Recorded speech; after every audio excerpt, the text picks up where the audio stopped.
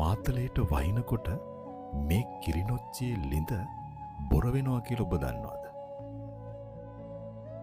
එදා අපිට කඳවුර අහිමි වුණා මේ 2000 එදා අපිට වතුර ටිකක් නැතුව මං කිව්වා දහස් ගාණක් සොල්දාදුව මේ අලිමංකඩ කියන ස්ථානයේ වතුර ටිකක් නැතුව දින 22ක් පණ ඇදලා මිය ගිය තැනක් අපයි මං කියපු ඒ අයිය කච්චි නිඳින්න මෙතන කිලෝමීටර් 4ක් යහ අද අපිට ඒ වතුර ටිකක් දීලා යන්න අපි සියලු දෙනාටම උදා කරලා දීලා තියෙනවා ඒ රණවිරුව අර ඉදිරියේ බැරල් එක්ක තියෙනවා ලංකාවේ තිබු එදා තිබු හොඳම වතුර අදටත් ලංකාවේ තියෙන හොඳම වතුර අයිය කච්චි නිඳ මේ ත්‍රිවිධ හමුදාව මෙදා බේරගෙන අද අපිට මේ උතුරට යද්දි වතුර ටිකක් දීලා යන්න උදා කරලා තියෙනවා.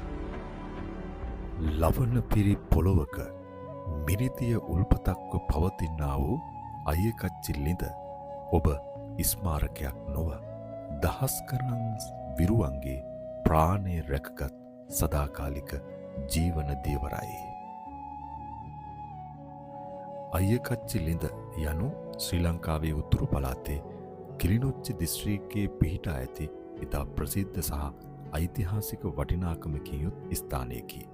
මෙය යාපනයේ නුවර ප්‍රධාන මාර්ගයේ A9 මාර්ගයේ පලේ ප්‍රදේශයට ආසන්නව පිහිටා ඇත.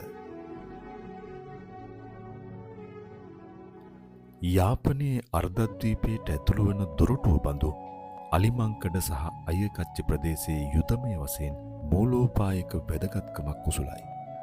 මෙහි අයියකච්චි ලිඳ සතු වූ විශේෂත්වය වූයේ මේ ප්‍රදේශයේ පුරා පැතිරුණු ලවණ මිශ්‍ර කිවුල් ජලය වෙනුවට යාපනයට සුදුසු පිරිසුදු මිරිතිය ලබාගත හැකි වූ එකම ප්‍රධාන මූලාශ්‍රය මෙය වීමයි.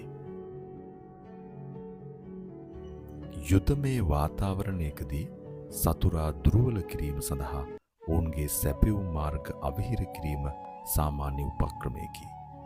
LTT සංවිධානයේ විසින් මෙම ලිඳ විනාශ කිරීමට හෝ භාවිතයට ගත නොහැකි වනසේ වසා දැමීමට කටයුතු කළ බව ඉතිහාසයේ සඳහන් වේ.